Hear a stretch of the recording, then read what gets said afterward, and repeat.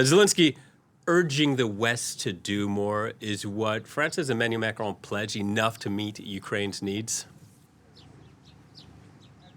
I don't think that the pledges that have come from Ukraine's Western allies so far are enough to meet all of their needs, because Ukraine understands that this is now going to be a very long war. Had they received these planes about a year and 3 months ago while they were preparing their counteroffensive, the Ukrainians, things might have been very different. And they said that at the time. So there is a certain amount of bitterness that this help is coming so much later than they first started asking for it. But at the same time, there's a very strong sense in Ukraine that France, among other allies, but particularly France, has shifted gear and sort of accepted the reality that, as Volodymyr Zelensky was saying there in the French Parliament, this is a war in Europe that threatens the security of the whole of Europe, and that they've got a responsibility to do something about it and to help Ukraine. And certainly these new fighter jets, which are comparable to the American F-16s that the Ukrainians are hoping to get very, very shortly, they're going to be a great help to the Ukrainian effort on the front line, particularly in downing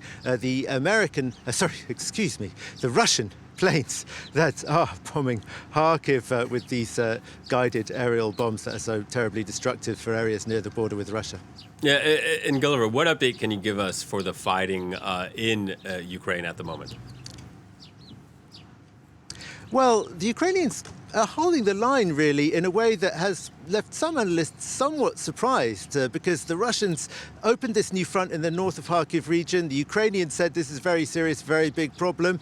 Everybody was saying that that's going to force the Ukrainians to, be more thinly spread and divert forces that were defending Donetsk region to defend Kharkiv region, and they did, but they still seem to be defending Donetsk region more or less for the moment. The Russians have not taken the key town of Chasiv Yar. They're advancing towards another key town, which is Pokrovsk, but they're still quite some way off there. There's a second line of Ukrainian defences between them and that nearest town of any significance.